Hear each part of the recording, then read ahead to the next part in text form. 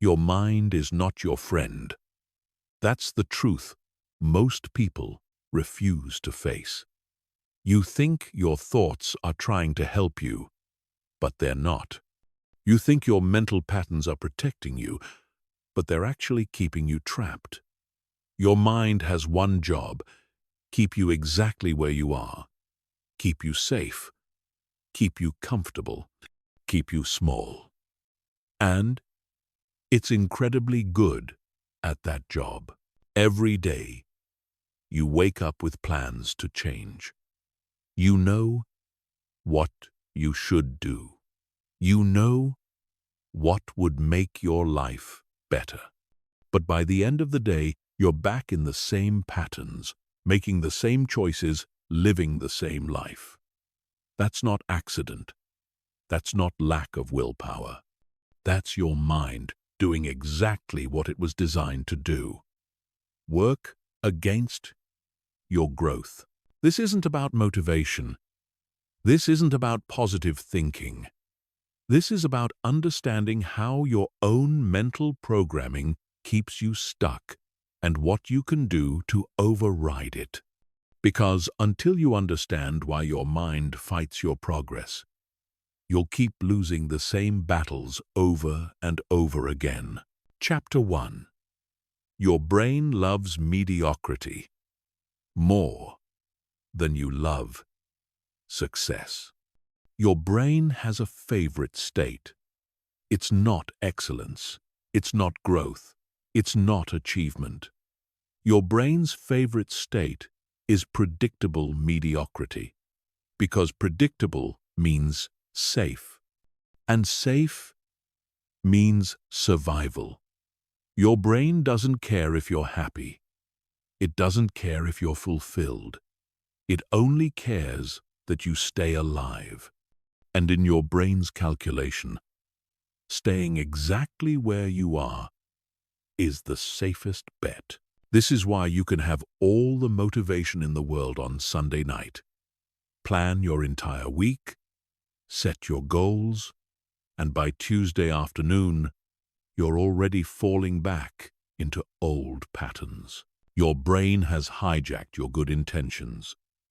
It's convinced you that the effort isn't worth it, that you should wait until next week, that this isn't the right time, that maybe you're not cut out for this anyway.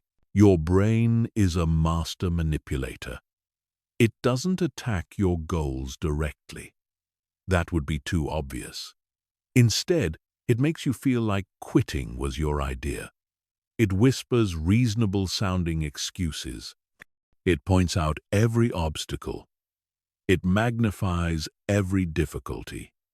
It makes the comfortable choice seem logical, and the growth choice seem impossible. Think about the last time you tried to build a new habit. Maybe it was waking up early. Maybe it was working out. Maybe it was starting a side project. How long did it last? A few days? A week? And what happened? Your brain started negotiating. It started making deals. Just this once. You're tired today. You'll start fresh tomorrow. One missed day won't matter, but one missed day always matters. Because it's never really about that one day. It's about your brain testing your resolve. It's checking to see if you're serious this time, or if you're just playing games like always. And the moment you give in, your brain learns something powerful. It learns that your commitment is conditional. It learns that your standards are flexible. It learns that with enough pressure, you'll fold. This is why people can be incredibly motivated and still make no progress. Because motivation is just a feeling, and feelings are temporary. But your brain's preference for mediocrity is constant. It's always there, always working, always finding new ways to keep you in your comfort zone. Your brain doesn't understand the difference between physical danger and psychological discomfort. To your brain, the fear of failure feels exactly the same as the fear of death. The anxiety of putting yourself out there triggers the same alarm systems as facing a predator. So when you try to do something that matters, something that could change your life, your brain treats it like a threat to your survival. That's why taking action on your goals feels so hard. That's why you procrastinate on the things that matter most. That's why you can spend hours scrolling through social media but can't sit down for 30 minutes to work on your dreams. Your brain is actively working against your progress because it interprets progress as danger. And here's what makes it worse. Your brain gets better at stopping you with practice. Every time you give in to procrastination, you strengthen that neural pathway. Every time you choose comfort over growth, you make it easier to choose comfort next time. Every time you quit when things get difficult, you teach your brain that quitting is the solution to discomfort. You're literally training your mind to work against you. And most people don't even realize they're doing it. They think they're just having an off day. They think they just need to try harder next time. But the problem isn't effort. The problem is that they're fighting their own mental programming without understanding how it works. Your brain also loves to create stories that justify mediocrity. It tells you that you're being realistic, that you're being practical, that you're not built for big goals. These aren't truths. These are protection mechanisms. Your brain is trying to save you from the discomfort of trying and potentially failing. So it convinces you that not trying is wisdom rather than fear. But here's the thing about mediocrity. It's not actually safe. It just feels safe. Living below your potential creates its own kind of suffering. The regret of never trying, the frustration of staying stuck, the slow erosion of self-respect that comes from repeatedly abandoning yourself. Mediocrity is just delayed disappointment. You're not avoiding pain. You're just postponing it. The first step to winning this battle is recognizing that your brain's default setting is working against your highest interests. It's not personal. It's not a character flaw. It's programming. Ancient programming that was designed for a world that no longer exists. But recognition is just the beginning. Understanding the game is not the same as winning it. Chapter 2. The safety algorithm runs your life without your permission. Your brain runs on an algorithm. It's constantly scanning your environment, your thoughts, your plans, looking for threats. And this algorithm has a very simple rule. Anything unfamiliar is dangerous. Anything that requires change is a threat. Anything that could lead to rejection, failure, or discomfort gets flagged as a problem to be avoided.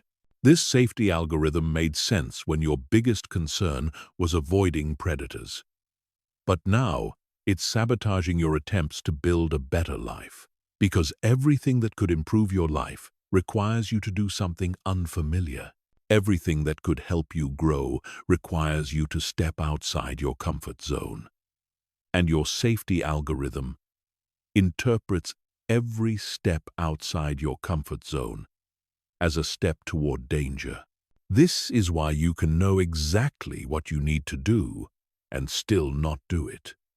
Your logical mind understands that you should eat better, exercise more, save money, learn new skills, have difficult conversations. But your safety algorithm is running a background program that makes all of these feel unnecessarily risky. Your brain doesn't care that you want to lose weight. When you try to change your eating habits, the safety algorithm sees unpredictability in your routine and flags it as a threat. Your brain doesn't care that you want to start a business. When you think about putting yourself out there, The safety algorithm calculates all the ways you could be rejected or criticized and sounds the alarm. This algorithm is so powerful that it can make you afraid of your own success, because success means change, and change means leaving behind the familiar version of yourself. Even if that version is struggling, even if that version is unhappy, it's still familiar. And familiar feels safe to your brain. The safety algorithm is also why you sabotage yourself right before breakthrough moments. You've probably experienced this. You're making progress on a goal, things are going well, and then suddenly you do something that destroys your momentum. You miss workouts right before you start seeing results. You procrastinate on projects right before the deadline. You pick fights in relationships right when things are getting serious. This isn't bad luck. This is your safety algorithm detecting that you're moving too far from your baseline and pulling you back. Your brain has a comfort zone thermostat, and when you try to live outside that zone for too long, it automatically adjusts your behavior to bring you back to familiar territory. Your safety algorithm is constantly collecting evidence to support its cautious worldview. It remembers every failure, every rejection, every moment of pain or embarrassment, but it conveniently forgets your successes, your moments of courage, your ability to overcome challenges. This isn't random. This is selective memory designed to keep you from taking risks. The algorithm also creates phantom dangers, threats that don't actually exist but feel completely real in your mind. You imagine worst-case scenarios. You catastrophize minor setbacks. You interpret neutral situations as threatening. Your brain is essentially running a fear-based simulation program that makes the world seem more dangerous than it actually is. This is why anxiety and overthinking are so common. Your safety algorithm is working overtime, trying to predict and prevent every possible negative outcome. It's constantly asking what-if questions. What if you fail? What if people judge you? What if you're not good enough? What if you make the wrong choice? These questions feel like helpful preparation, but they're actually mental traps that keep you paralyzed. The algorithm also uses your emotions as enforcement tools. When you try to do something that feels risky, it floods your system with stress hormones. It makes you feel anxious, overwhelmed, or depressed. These aren't messages from the universe telling you to stop. These are chemical reactions designed to make you retreat to safety. But here's what the safety algorithm doesn't understand. Real safety in the modern world comes from growth, not from staying the same. Real security comes from developing skills, building relationships, and creating value. Real protection comes from becoming someone who can handle challenges, not from avoiding them altogether. The people who seem naturally confident and successful aren't running different software. They've just learned to recognize when their safety algorithm is running and choose to act anyway. They understand that feeling scared doesn't mean they're in actual danger. They know that discomfort is not the same as harm. Your safety algorithm will never go away. It's hardwired into your brain, but you can learn to recognize when it's operating. You can learn to distinguish between real threats and algorithmic, false alarms. And most importantly, you can learn to take action despite the alarm bells. The goal isn't to eliminate fear or anxiety. The goal is to stop letting them make your decisions for you. When you understand that your brain's safety algorithm is just an overprotective security system, you can start treating its warnings with appropriate skepticism. Chapter 3. You're addicted to familiar patterns even when they hurt you. You're not just comfortable with your current patterns, you're addicted to them. Even the ones that make you miserable. Even the ones that keep you stuck. Even the ones that you consciously want to change. Because familiarity is a drug, and your brain is a junkie that will choose the familiar hell over the unfamiliar heaven every single time. This addiction to familiar patterns is why people stay in jobs they hate, relationships that drain them, and habits that destroy them. It's not that they don't want better. It's that better feels foreign, and foreign feels wrong. Your brain interprets unfamiliarity as a sign that something is off, something is dangerous, something needs to be corrected. Think about your daily routine. How much of it is conscious choice, and how much is automatic behavior? You probably wake up and reach for your phone without thinking. You probably eat similar foods, take similar routes, have similar conversations. You probably react to stress in the same ways, avoid challenges in the same ways, entertain yourself in the same ways. These patterns weren't consciously designed. They developed over time through repetition, and now they run your life on autopilot. Your brain loves autopilot because it requires less energy. Conscious decision-making is expensive in terms of mental resources. So your brain tries to automate as much as possible.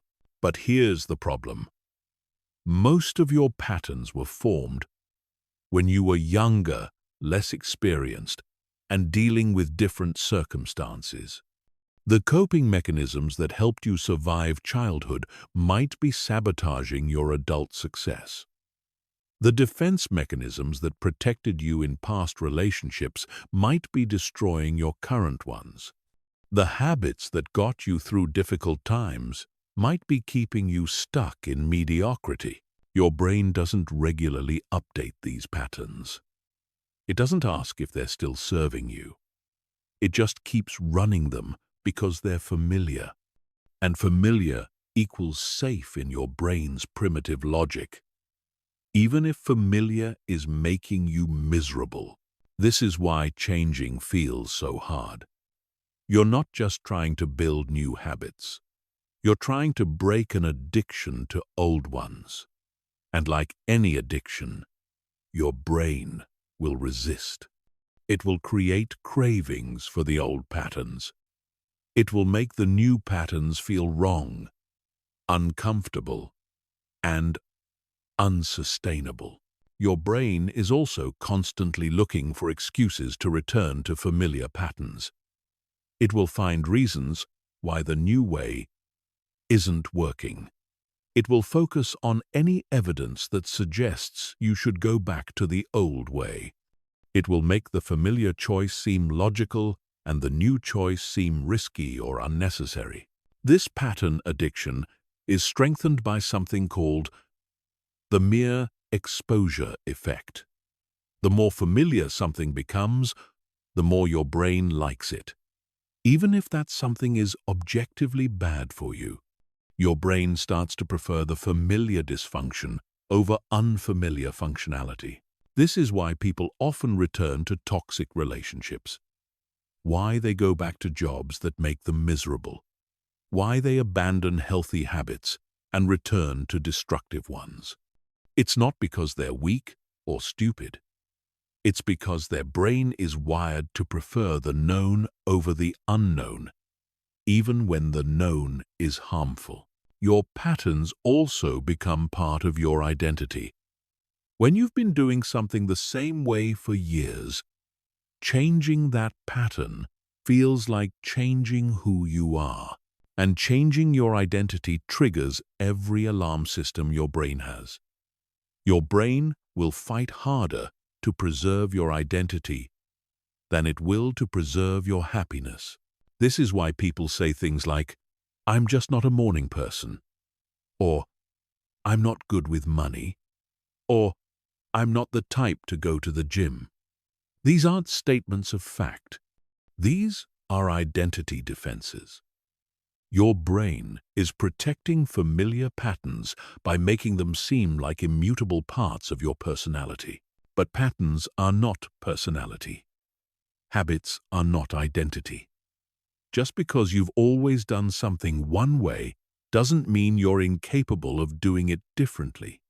Your brain just wants you to think that because thinking otherwise would require acknowledging that change is possible. And if change is possible, then staying the same becomes a choice rather than a fate. The addiction to familiar patterns is also reinforced by intermittent rewards.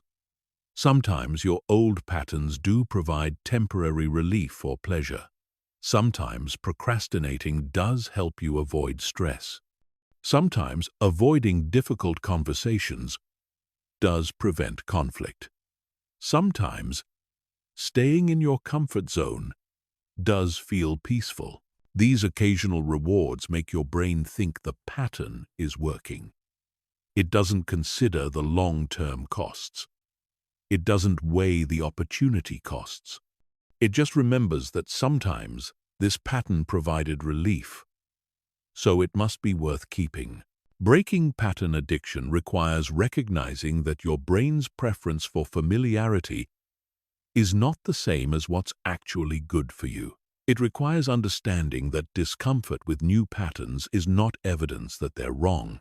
It requires accepting that feeling weird about positive changes is normal and temporary. You have to become willing to feel like a stranger to yourself for a while. Because that's what growth feels like. That's what becoming a better version of yourself requires. You have to be willing to act in ways that don't feel like you until those new ways become the new you. Chapter 4. Your emotions lie to you about what's important. Your emotions are not truth tellers. They're not reliable advisors. They're not accurate reporters of reality. Your emotions are chemical reactions triggered by thoughts, memories, and interpretations. And most of the time, they're lying to you about what's actually important, what's actually urgent, and what's actually worth your attention. Your brain gives you emotional signals about everything. But these signals are based on primitive programming that doesn't understand modern life. Your brain treats the anxiety of starting a difficult project the same way it treats the fear of physical danger. It makes checking social media feel as urgent as responding to a real emergency. It makes avoiding uncomfortable conversations feel as important as avoiding actual threats. This emotional misdirection is why you can feel incredibly stressed about things that don't matter and completely indifferent to things that could change your life. Your emotions aren't measuring actual importance. They're measuring familiarity, comfort, and immediate gratification potential. Think about what makes you feel most anxious.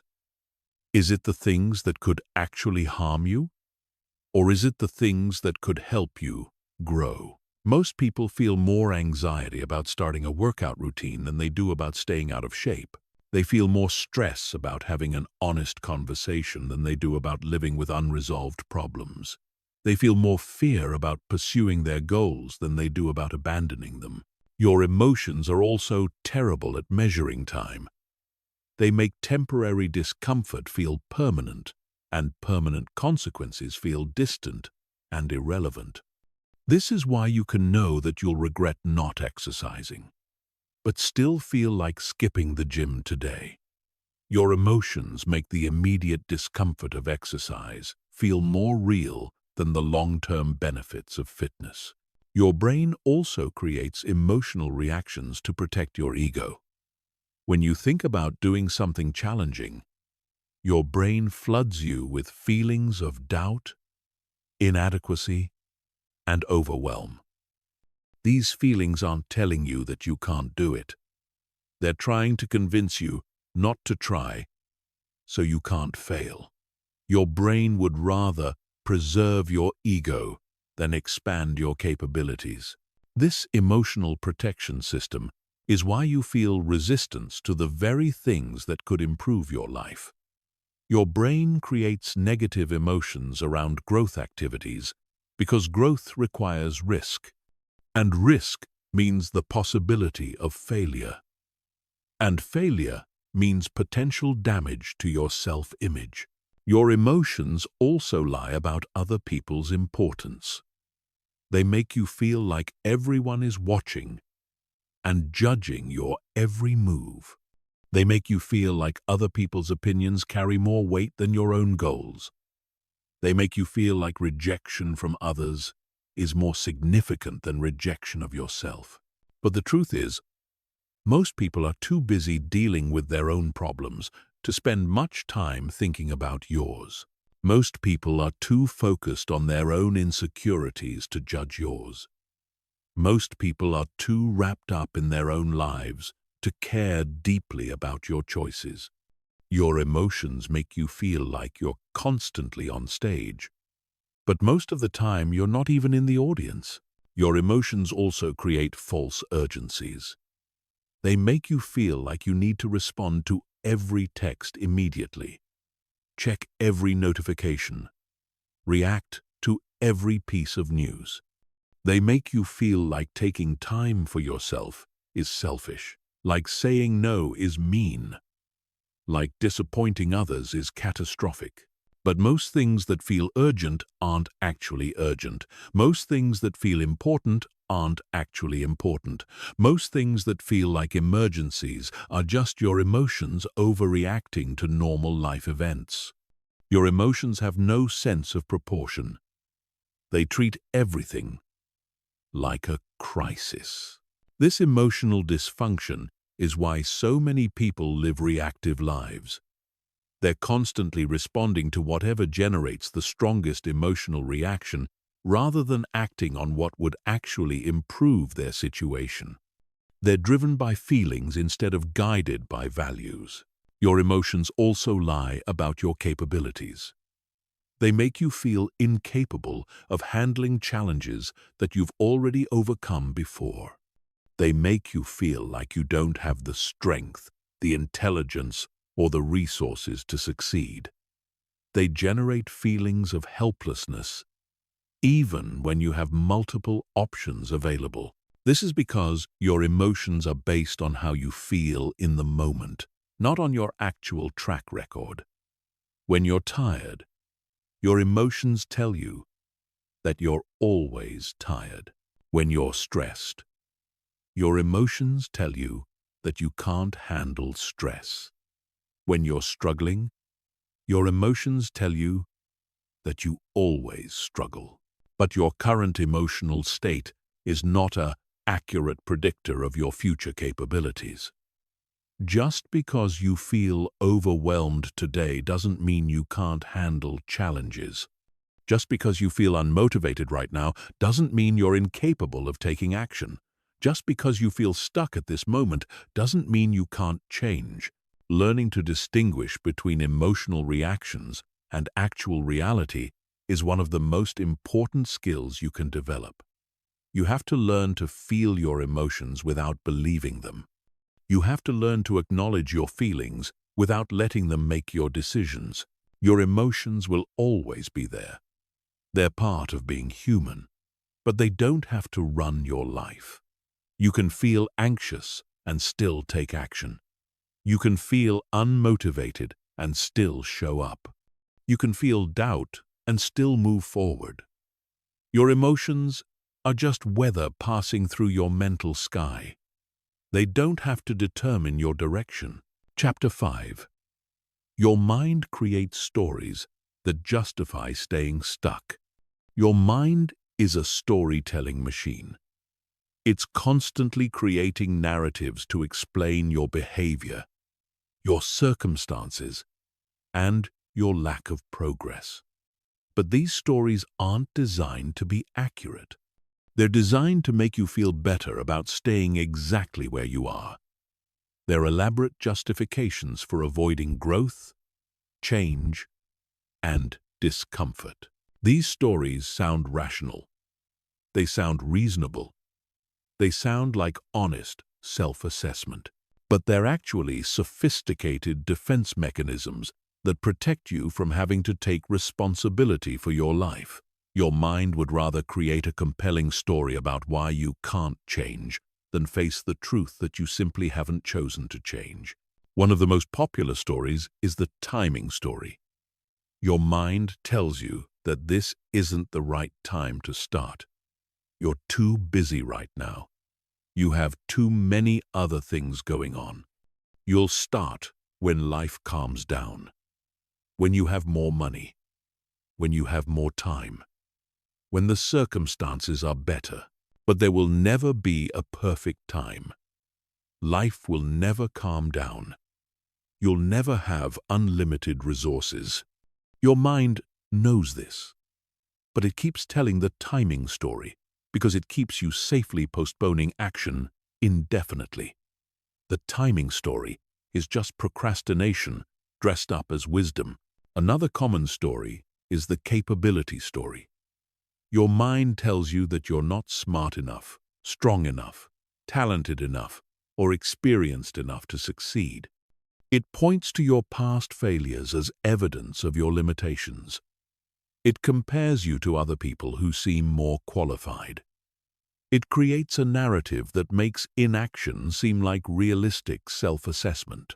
But capability isn't fixed. Skills can be developed. Experience can be gained. Intelligence can be applied and improved. Your mind tells the capability story because it doesn't want you to find out what you're actually capable of. Discovery requires risk, and risk feels dangerous. Your mind also loves the victim story. It tells you that your circumstances are uniquely difficult, that other people have advantages you don't have, that the system is rigged against you, that your background, your genetics, your bad luck, or your past experiences make success impossible for someone like you.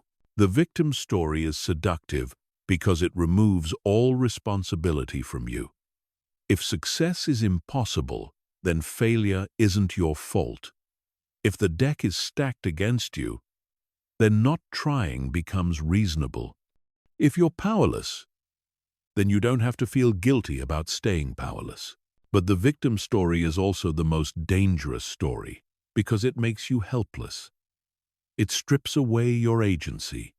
It convinces you that your choices don't matter, that your effort won't make a difference, that you might as well not try. The victim story protects your ego by destroying your power. There's also the perfection story.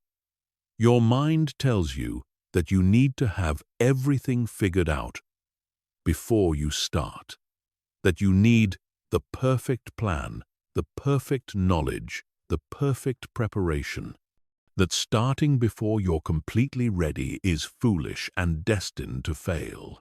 The perfection story keeps you in permanent preparation mode. You research endlessly. You plan obsessively. You wait for clarity that never comes. You use preparation as a form of sophisticated procrastination. Your mind tells you that you're being responsible and thorough, but you're actually just avoiding the messiness of actually doing something. Your mind creates the busy story too. It tells you that you're working hard, that you're doing everything you can, that you're just overwhelmed with responsibilities. It confuses motion with progress, activity with achievement. It makes you feel productive while ensuring you remain unproductive. The busy story is particularly deceptive because it contains some truth. You probably are busy. You probably do have responsibilities. But being busy and making progress aren't the same thing. You can stay busy with low-impact activities to avoid doing high-impact work that might fail. Then there's the special circumstances story. Your mind tells you that your situation is different, that the advice that works for other people won't work for you, that your challenges are unique, your obstacles are bigger, your starting point is worse. This story makes you feel special while keeping you stuck. Every successful person has obstacles. Every person who changed their life had to overcome challenges. Every person who achieved something meaningful started with limitations. Your circumstances aren't as special as your mind wants you to believe. Your mind creates the special circumstances story to justify why normal solutions won't work for your supposedly abnormal problems.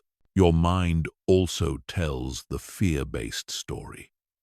It tells you that the risks are too great, that failure would be devastating, that success might change you in ways you won't like. It creates elaborate scenarios about everything that could go wrong while ignoring everything that could go right. The fear-based story treats potential negative outcomes as certainties, while treating potential positive outcomes as impossibilities. Your mind becomes an expert at imagining failure and amateur at imagining success. It can envision 1,000 ways your goals might not work out, but struggles to picture even one way they might. These stories feel true because your mind finds evidence to support them. But your mind is selective about what evidence it collects. It notices every example that confirms the story, while ignoring examples that contradict it. It remembers failures while forgetting successes. It focuses on obstacles while overlooking opportunities. The stories your mind tells aren't facts, they're interpretations. And interpretations can be changed. You can choose different stories. You can choose stories that empower you instead of limiting you. You can choose stories that motivate action instead of justifying inaction. But first, you have to recognize that these stories are just stories. They're not reality. They're not truth. They're just thoughts that have been repeated so many times that they feel real. And once you see them as stories, you can start writing better ones. Chapter 6. Your brain trades your future for immediate comfort. Your brain has a built-in preference for now over later. It will sacrifice massive long-term gains for tiny immediate rewards. It will trade your future health for present convenience. It will exchange your long-term success for momentary pleasure. This isn't a character flaw. This is how your brain is wired. And this wiring is destroying your potential. Your brain operates on what psychologists call temporal discounting. The further away a reward is in time, the less valuable it seems to your brain. A small reward now feels more appealing than a large reward later. This made sense when immediate survival was the primary concern. But in the modern world, this programming is sabotaging every attempt you make to build something meaningful. This is why you can know that exercise will make you feel better, look better, and live longer, but still choose to stay on the couch. Your brain values the immediate comfort of not moving more than the future benefits of fitness. It's not that you don't want to be healthy. It's that your brain can't properly value future health compared to present comfort. Your brain treats future you like a stranger. When you think about the person you'll be in 6 months or a year, your brain doesn't recognize that person as really you. Future you is an abstract concept. Present you is real, immediate, and demanding attention.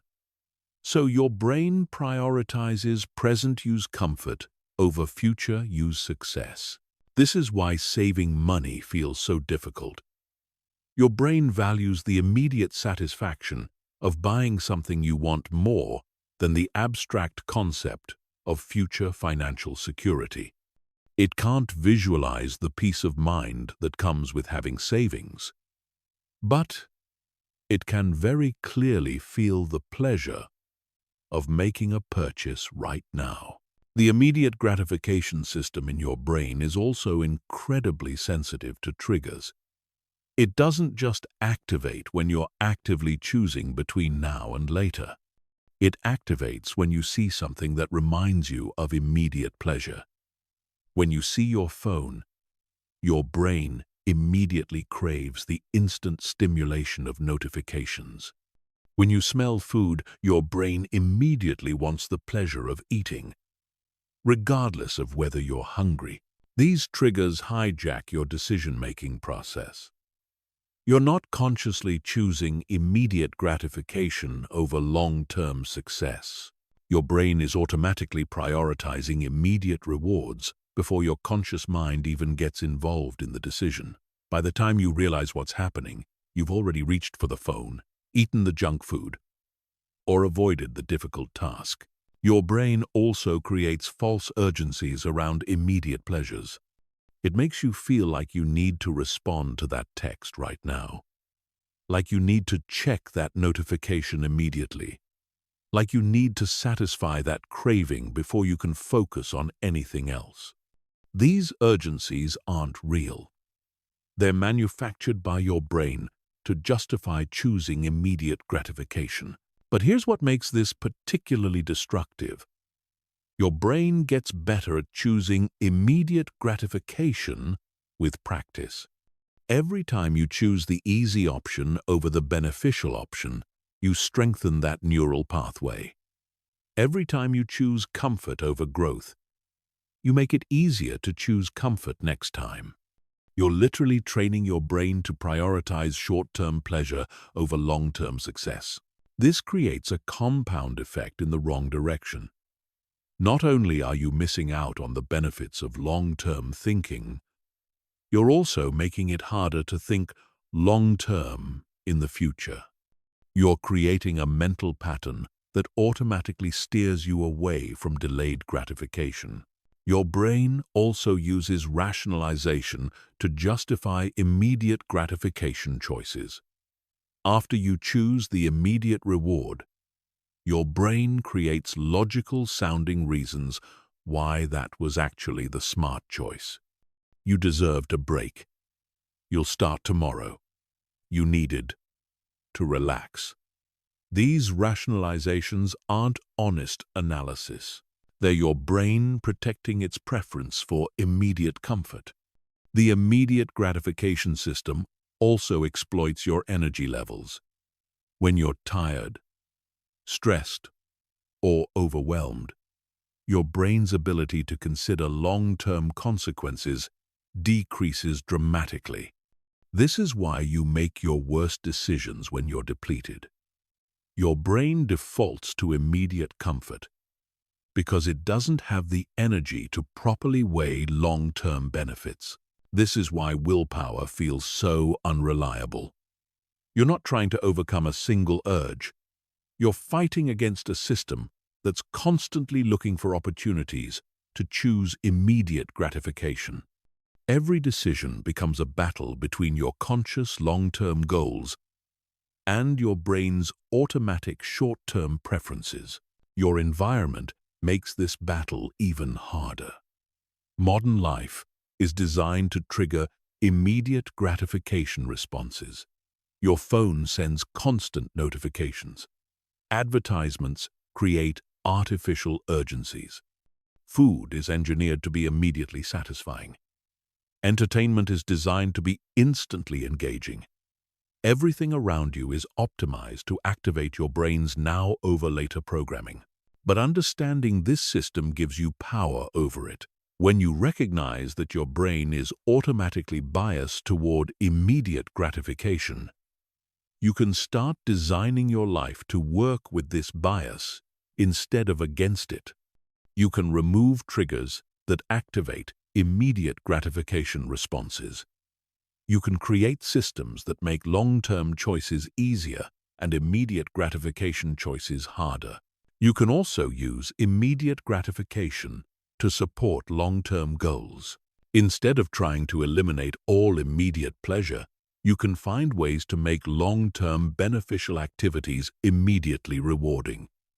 You can celebrate small wins. You can track progress. You can find aspects of challenging work that provide immediate satisfaction. The goal isn't to eliminate your brain's preference for immediate rewards. The goal is to stop letting that preference make all your decisions. You can acknowledge the urge for immediate gratification without acting on it. You can feel the pull of comfort without surrendering to it. You can want immediate pleasure while choosing long-term benefit. This requires recognizing that your brain's assessment of what's urgent and important is often wrong. Just because something feels urgent doesn't mean it actually island. Just because something feels important doesn't mean it serves your long-term interests. Just because your brain craves something doesn't mean you need it. Future you is counting on present you to make better choices. Future you is hoping that present you will value long-term success more than momentary comfort. Future you is depending on present you to see past immediate gratification and invest in what actually matters. Don't let future you down by trading their success for present you's comfort. Chapter 7. Your mind negotiates with itself until you give up. Your mind is constantly negotiating with itself. And it's not negotiating in good faith. It's not trying to find the best solution or make the wisest choice. It's trying to find a way to avoid discomfort while still feeling good about itself. Your mind has become an expert lawyer whose only job is to argue you out of doing difficult things. This internal negotiation starts the moment you commit to something challenging. You decide you're going to wake up early, and immediately your mind starts building a case for why sleeping in might actually be better. You commit to a workout routine, and your mind begins collecting evidence for why rest might be more important today. Your mind doesn't attack your goals directly. That would be too obvious. Instead, it uses sophisticated arguments that sound reasonable and responsible. It doesn't say, "Don't work out because it's hard." It says, "You should listen to your body," or "Rest is important for recovery," or "You've been working hard lately. You deserve a break." These negotiations feel like careful consideration. They feel like wisdom. They feel like you're being thoughtful about your choices. But they're actually elaborate schemes to justify choosing comfort over growth.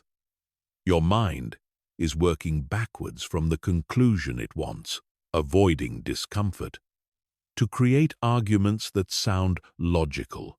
The negotiation process usually follows a predictable pattern. First, your mind questions the importance of the goal. Maybe it's not as necessary as you thought. Maybe you're being too hard on yourself. Maybe it's okay to lower your standards just a little bit. This phase plants seeds of doubt about whether the goal is even worth pursuing. Then your mind moves to timing objections. This isn't the right time. You're too busy today. You have too much stress right now. You should wait until circumstances are better. This phase makes procrastination seem like strategic planning rather than avoidance. Next comes the bargaining phase. Your mind starts making deals with you. You'll do it tomorrow instead. You'll do half of what you planned. You'll start next week. And really commit then. You'll make up for it later. These bargains feel like compromises, but they're actually surrenders disguised as negotiations. If those tactics don't work, your mind escalates to emotional manipulation. It makes you feel guilty for being so demanding of yourself. It makes you feel anxious about the difficulty ahead. It makes you feel overwhelmed by the commitment. It turns doing something good for yourself into a source of stress and self-criticism.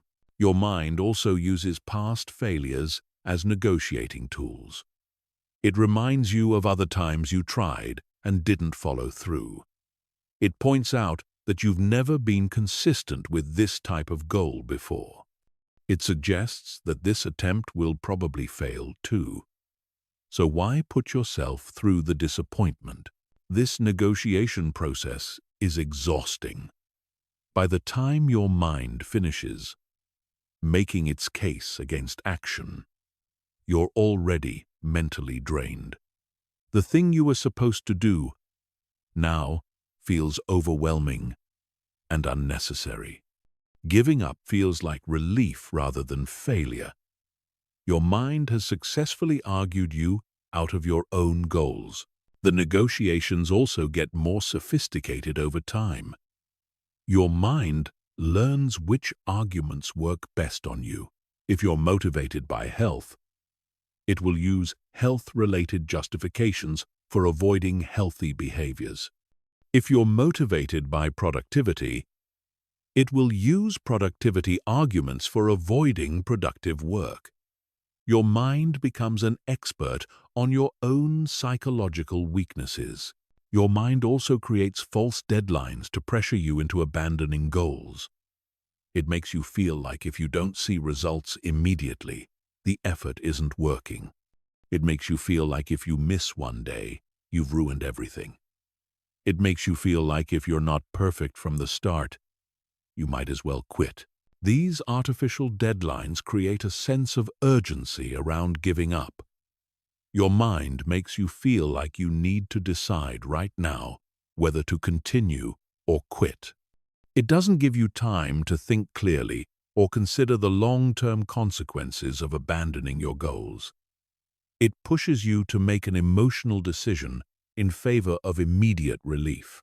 The negotiation process also exploits your desire to be reasonable. Your mind frames quitting as the rational choice and persistence as stubborn or obsessive. It makes you feel like you're being smart by avoiding unnecessary difficulty. It turns self-discipline into a character flaw rather than a strength. Your mind is particularly good at using external circumstances as negotiating leverage. It points to everything going on in your life as evidence that this isn't the time to pursue challenging goals. Work stress, family obligations, financial concerns, health issues. Everything becomes a reason to postpone growth. But here's the truth about these negotiations. They're not actually trying to help you make better decisions. They're trying to help you avoid decisions altogether. They're designed to create enough doubt and complexity that taking action feels impossible and giving up feels inevitable. The way to win these negotiations is to recognize them as negotiations.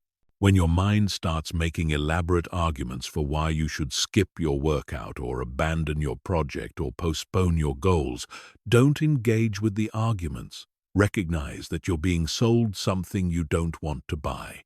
You don't have to defeat every argument your mind makes. You just have to refuse to let the negotiation continue. You can acknowledge that your mind has concerns without letting those concerns dictate your choices. You can hear the arguments without being convinced by them. The most powerful response to internal negotiations is simple commitment. When your mind starts arguing, you remind yourself that you've already made this decision. You're not renegotiating. You're not reconsidering. You're just following through on what you've already committed to do.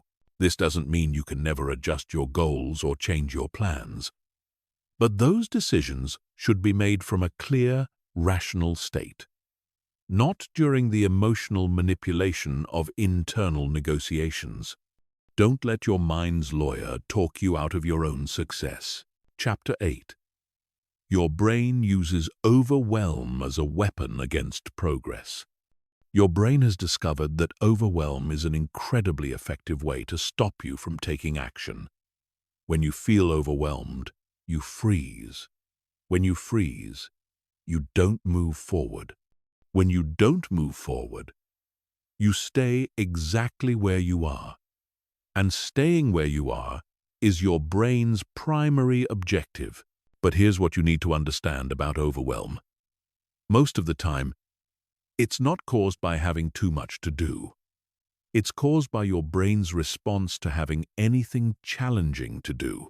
Your brain manufactures overwhelm as a protective mechanism to prevent you from attempting difficult things. Think about the last time you felt truly overwhelmed. Was it because you literally had more tasks than hours in the day? Or was it because your brain took a manageable situation and made it feel impossible? Most overwhelm isn't a math problem. It's an emotional reaction designed to make you retreat to safety. Your brain creates overwhelm by forcing you to think about everything at once.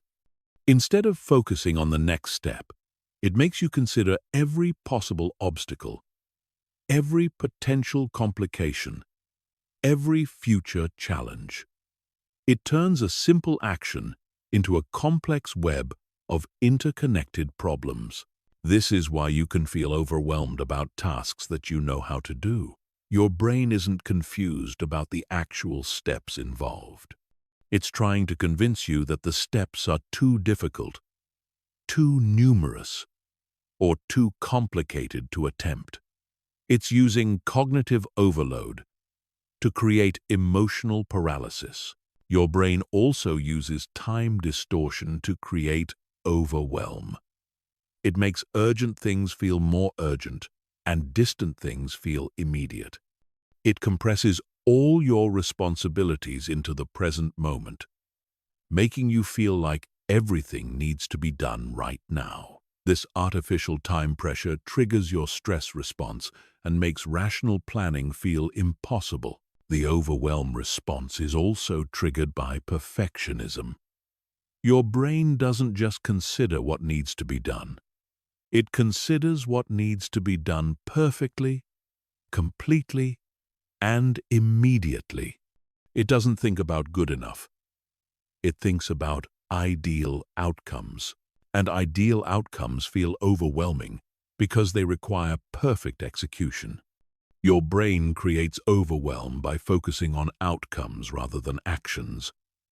Instead of thinking about what to do next, it fixates on final results. Instead of considering the first step, it contemplates the finished product.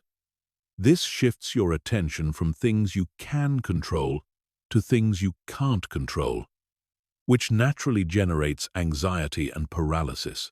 Overwhelm is also your brain's way of avoiding accountability.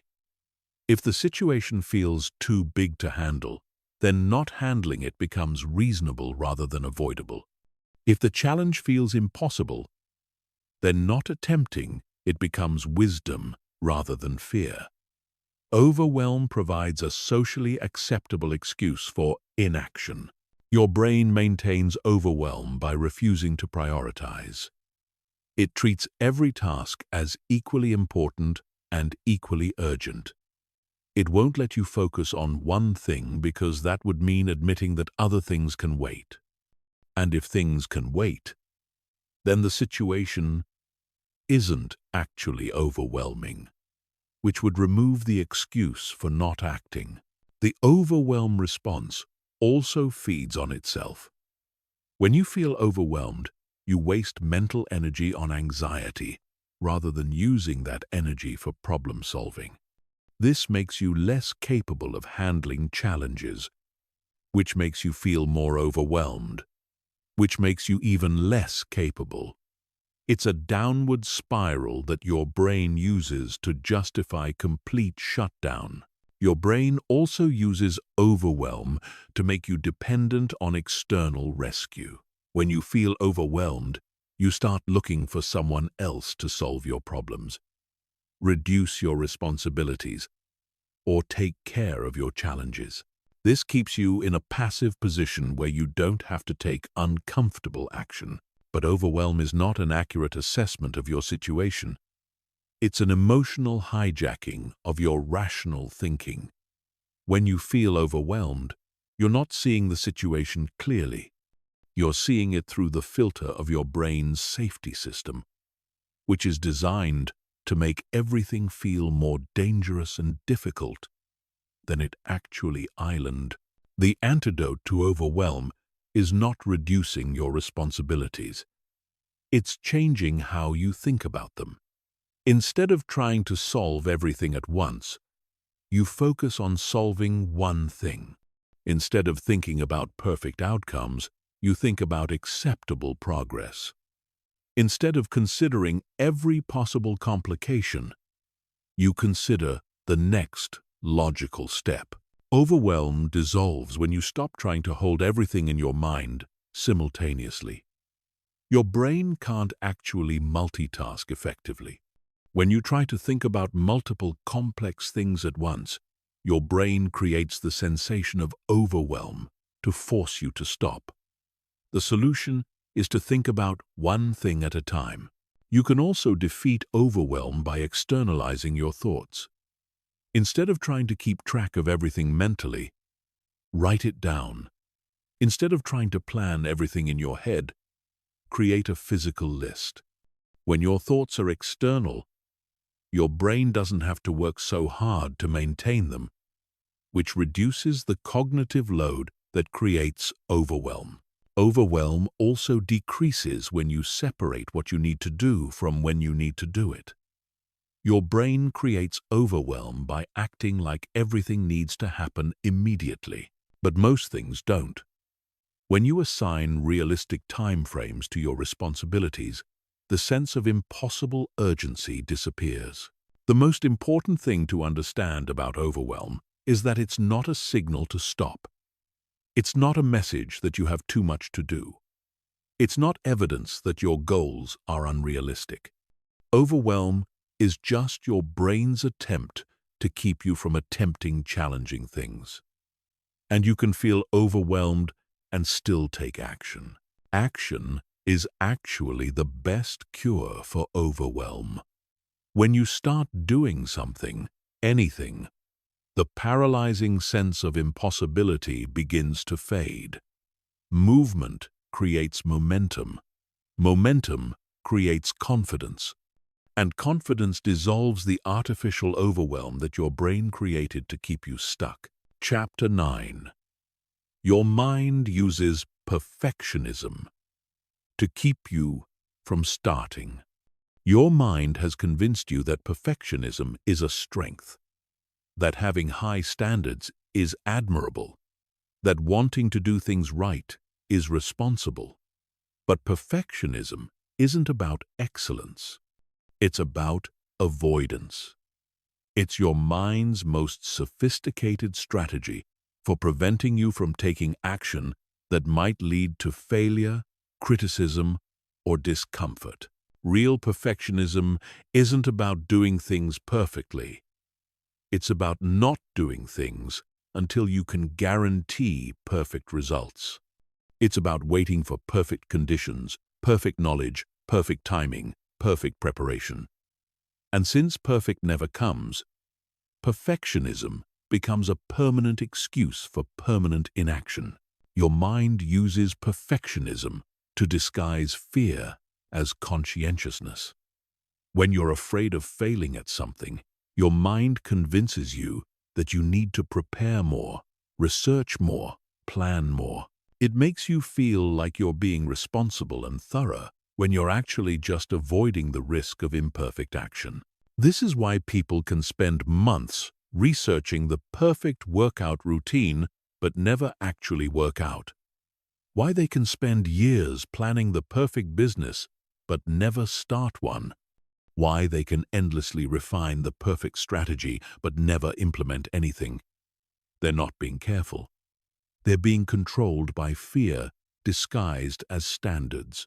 Perfectionism also creates impossible standards that guarantee failure. Your mind doesn't just want you to succeed.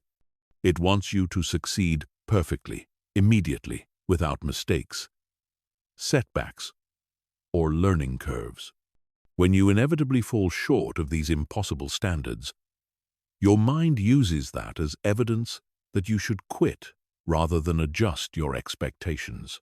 Your mind uses perfectionism to make everything feel overwhelming. Instead of focusing on what good enough looks like, it focuses on what perfect would require. Instead of considering minimal viable progress, it contemplates ideal outcomes. This makes every project feel too big to start and every goal feel too ambitious to pursue. Perfectionism is also your mind's way of avoiding judgment. If you never put anything imperfect into the world, you never have to deal with criticism, rejection, or feedback.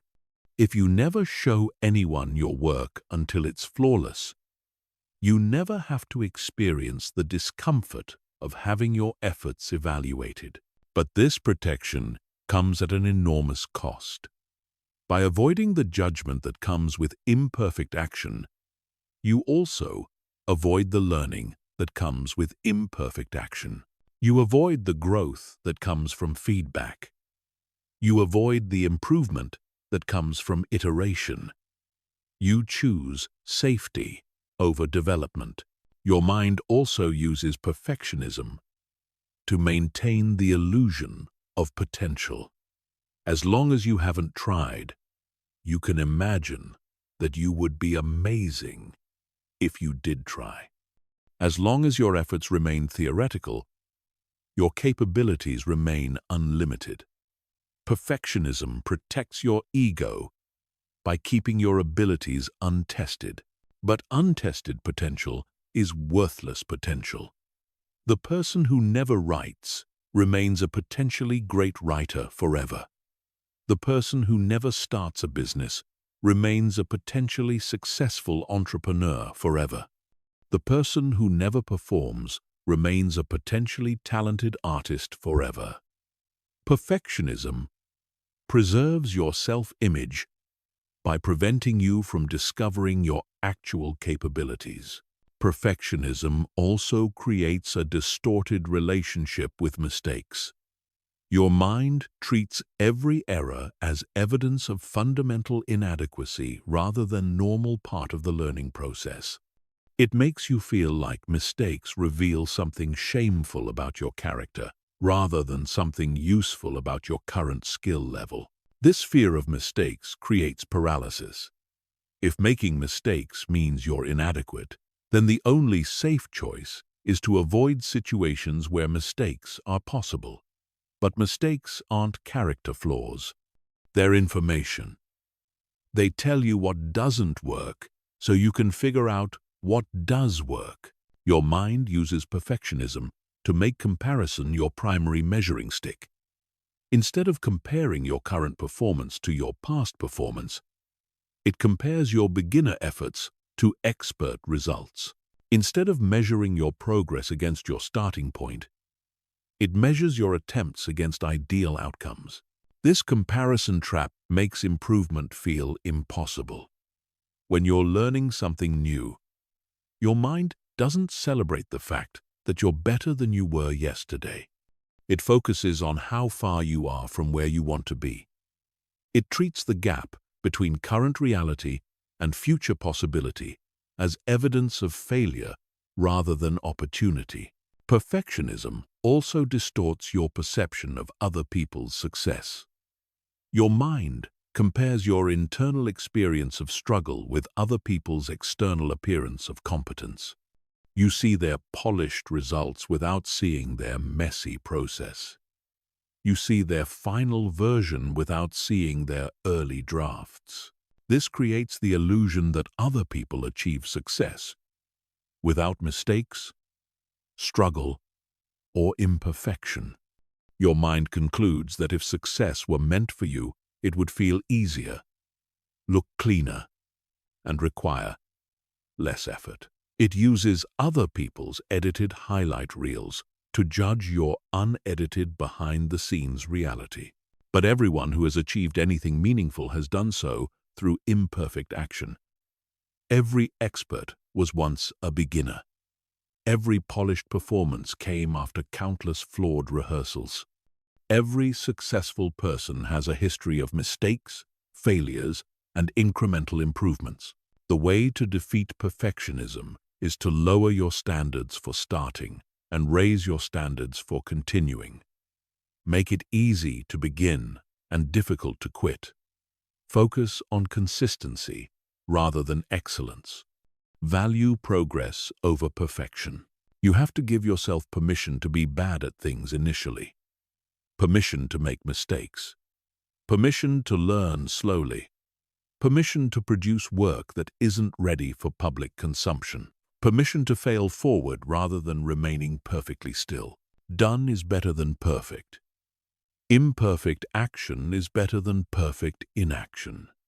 Movement with mistakes is better than stillness with standards. Your mind will resist this logic because it threatens the protective bubble that perfectionism provides. But protection that prevents growth isn't actually protection. It's imprisonment. You don't need to eliminate your desire for quality. You just need to separate quality from perfection. Quality can be achieved through iteration, feedback, and improvement. Perfection is an illusion that prevents you from starting the process that leads to quality. Your future success is not waiting for your current perfection. It's waiting for your willingness to begin imperfectly and improve consistently. Stop letting perfectionism steal your progress in the name of protecting your ego. Chapter 10. Your brain makes other people's opinions feel more important than your own goals. Your brain has a built-in system that monitors what other people think about you. This system was useful when your survival depended on staying in good standing with your tribe. But now this same system is sabotaging your personal growth by making other people's opinions feel more important than your own goals. Your brain treats social rejection like physical danger. When you imagine someone disapproving of your choices, judging your appearance, or criticizing your efforts, your brain activates the same alarm systems that would fire if you were facing a physical threat. This is why the fear of judgment feels so intense and so real. But here's what your brain doesn't understand about modern life. Other people's opinions of you matter far less than your brain thinks they do. Most people are too busy worrying about their own problems to spend much time judging yours. Most people are too focused on their own insecurities to carefully evaluate your choices. Most people forget about your mistakes faster than you do. Your brain creates elaborate scenarios about what other people are thinking. But these scenarios are mostly fiction. You imagine that people are closely watching your every move, keeping score of your failures, and forming detailed opinions about your life. But most of the judgment you fear is happening entirely in your own mind. This imaginary judgment becomes a prison. You start making decisions based on what you think other people want, rather than what you actually want. You choose safety over growth because growth might attract attention. You choose conformity over authenticity because authenticity might invite criticism. Your brain also makes you hypersensitive to signs of disapproval. It interprets neutral expressions as negative judgments. It reads criticism into innocent comments. It turns minor social awkwardness into evidence of rejection. Your brain is constantly scanning for threats to your social standing, and it finds them everywhere, even when they don't exist. This hypersensitivity makes you reactive rather than proactive. Instead of pursuing your goals directly, you spend your energy trying to manage what other people think. Instead of focusing on your own growth, you focus on avoiding their disapproval. Instead of building the life you want, you build the life you think others will approve of. Your brain also uses other people's opinions to justify avoiding difficult things. If you're afraid of starting a business, your brain will focus on all the people who might think you're being unrealistic. If you're afraid of changing careers, your brain will imagine all the people who might question your judgment. It uses projected criticism as a reason to avoid risk. But most of the criticism you're avoiding doesn't actually exist. And the criticism that does exist often comes from people who aren't living the kind of life you want to live. People who have settled for mediocrity often criticize those who are trying to rise above it. People who have given up on their dreams often discourage others from pursuing theirs. Your brain makes you seek permission from people who aren't qualified to give it. You ask for approval from people who aren't living the life you want. You let people who haven't achieved what you're trying to achieve talk you out of trying. You give decision-making power to people who don't understand your vision or share your values. This external validation seeking becomes addictive. The more you rely on other people's approval to feel good about yourself, the more you need their approval to function. You start needing constant reassurance that you're making the right choices, that you're good enough, that you're on the right track. But external validation is unreliable. People change their minds. People have different standards. People project their own fears and limitations onto your situations. What one person encourages, another person discourages. What one person celebrates, another person criticizes. If you base your choices on other people's opinions, you'll never have consistent direction. Your brain also makes you overvalue the opinions of people who don't support your growth. It gives more weight to one person's criticism than to 10 people's encouragement. It remembers negative comments longer than positive ones. It treats doubt from others as more credible than belief from others. This negative bias makes you feel like everyone is against you, even when most people are either neutral or supportive. Your brain filters out encouragement and amplifies criticism because criticism feels more urgent and threatening. But criticism from people who aren't achieving what you want to achieve is not useful information. The opinions that matter are the opinions of people who have done what you're trying to do. People who have built the kind of life you want to build. People who have overcome the kind of challenges you're facing. People who understand the journey you're on because they've traveled it themselves. But even those opinions should be considered as input, not instructions. Even mentors and successful people can be wrong about what's right for you. Even experts can have blind spots. Even people you admire can have different values, different circumstances, and different definitions of success. The most important opinion is your own. You're the one who has to live with the consequences of your choices. You're the one who knows your values, your circumstances, and your goals. You're the one who will feel the regret if you don't pursue what matters to you. You're the one who will feel the satisfaction if you do. Your brain will always be sensitive to social feedback.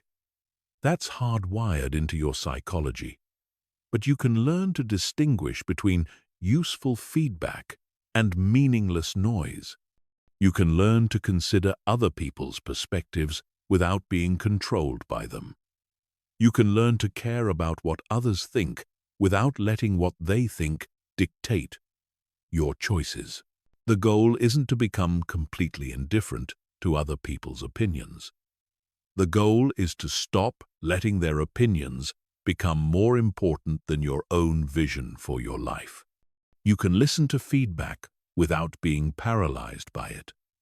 You can consider criticism without being destroyed by it. You can acknowledge disapproval without being deterred by it. Your life is too important to be lived according to other people's expectations. Your dreams are too valuable to be abandoned because someone else doesn't understand them. Your potential is too precious to be wasted because you're afraid of what others might think. Stop giving other people veto power over your goals. Stop asking for permission from people who aren't qualified to give it. Stop seeking approval from people who aren't living the life you want to live. Your brain will resist this independence because it feels dangerous. But the real danger is living someone else's version of your life instead of your own. Chapter 11. Your mind uses analysis paralysis to disguise fear as intelligence. Your mind has discovered that endless analysis is the perfect way to avoid action while feeling productive. It can keep you busy researching, planning, and thinking without ever requiring you to actually do anything. Analysis paralysis isn't about being thorough. It's about being afraid. Your mind uses the appearance of careful consideration to hide from the reality of uncomfortable action. When you're facing something challenging, your mind immediately suggests that you need more information, more research, more planning, more analysis. It convinces you that acting without complete information is reckless, that starting without a perfect plan is foolish, that moving forward without considering every possible outcome is irresponsible. But this need for more information is never satisfied. There's always another article to read, another expert to consult, another angle to consider. Your mind keeps moving. The goalposts of what constitutes enough preparation, what started as reasonable due diligence, becomes an infinite loop of information gathering that never leads to action. Your mind uses analysis paralysis because thinking about doing something feels like progress without the risks that come with actually doing something. When you're researching and planning, you feel like you're moving forward. You feel productive. You feel like you're taking your goals seriously. But you're not actually making progress.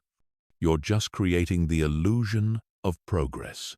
This illusion is seductive because it provides all the emotional satisfaction of working toward your goals without any of the vulnerability that comes with real effort. You get to feel like you're pursuing your dreams without risking failure. You get to feel like you're being responsible without facing uncertainty. You get to feel like you're making progress without making yourself uncomfortable. Your mind also uses analysis paralysis to maintain perfectionism. As long as you're still researching and planning, your eventual action can still be perfect. As long as you're still analyzing options, you can still choose the ideal path. But once you start acting, you have to accept imperfection. You have to deal with uncertainty. You have to face the reality that you're figuring things out as you go. The analysis paralysis trap is particularly effective because it exploits your desire to be smart and responsible. Your mind frames endless research as intellectual rigor. It makes you feel like you're being more thoughtful and careful than people who act quickly. It turns procrastination into a virtue and action into recklessness. But intelligence isn't about how much information you can gather. It's about how effectively you can act with the information you have. Smart people don't wait for perfect information because they understand that perfect information doesn't exist. They gather enough information to make reasonable decisions, and then they act while learning more through experience. Your mind creates analysis paralysis by focusing on everything that could go wrong instead of everything that could go right. It makes you research every possible obstacle, every potential complication, every way your plan might fail. It turns reasonable risk assessment into catastrophic thinking that makes action feel impossible. This negative focus creates a distorted view of reality. Your mind becomes an expert on everything that might not work while remaining ignorant about what might work beautifully. It can imagine 100 ways your business might fail, but struggles to envision even one way it might succeed. It can predict every possible criticism of your creative work, but can't picture the positive impact it might have. Analysis paralysis also exploits your fear of regret. Your mind convinces you that making the wrong choice would be devastating, that choosing the imperfect option would be a mistake you'd regret forever, that acting without complete certainty is gambling with your future. But not choosing is also a choice, and the regret of never trying is often worse than the regret of trying imperfectly. Your mind uses analysis paralysis to avoid accountability.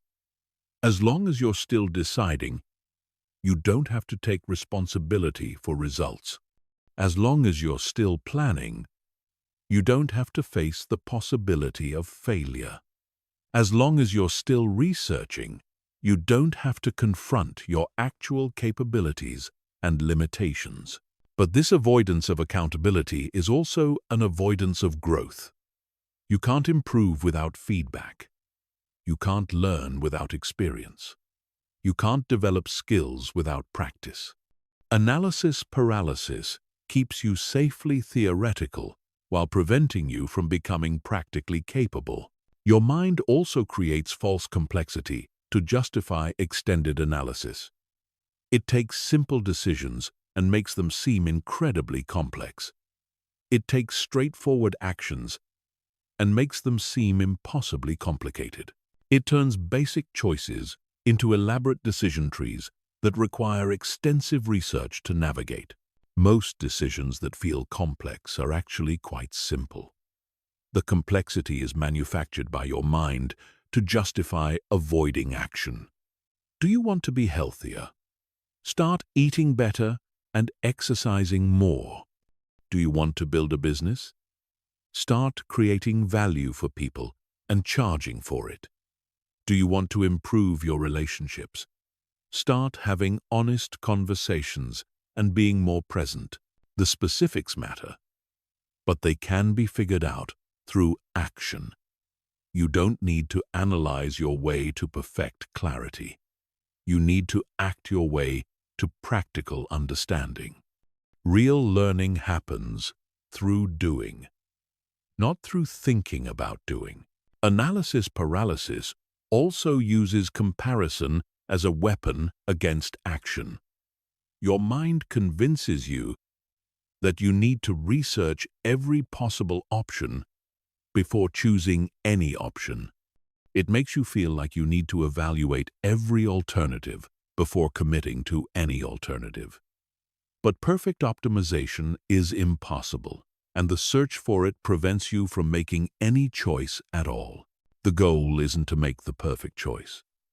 The goal is to make a good choice, and then make it work through effort and adaptation. Most successful people didn't succeed because they made perfect initial decisions. They succeeded because they made reasonable decisions and then executed them well. Your mind uses analysis paralysis to maintain the illusion of control.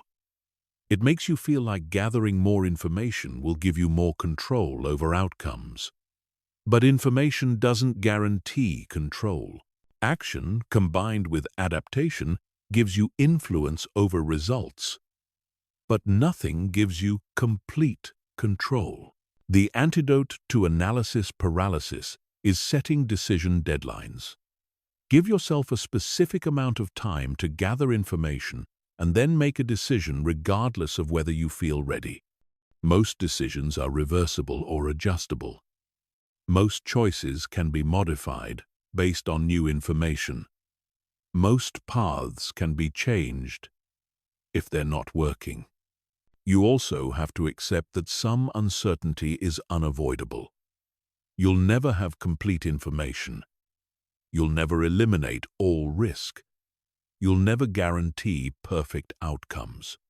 Acting despite uncertainty isn't reckless. It's how progress happens. It's how growth occurs.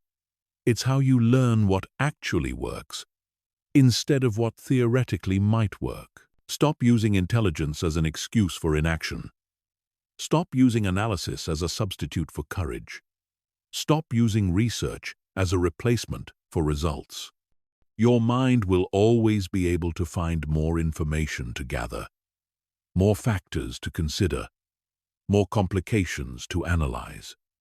But at some point, you have to stop thinking and start doing. The world rewards people who take imperfect action more than people who create perfect plans. Your mind knows this, which is exactly why it keeps you trapped in analysis instead of moving you toward action. Chapter 12. Your brain creates fake complexity to make simple things feel impossible. Your brain is a complexity-generating machine. It takes simple tasks and makes them feel complicated. It takes straightforward processes and makes them seem overwhelming. It takes basic actions and makes them appear to require advanced expertise.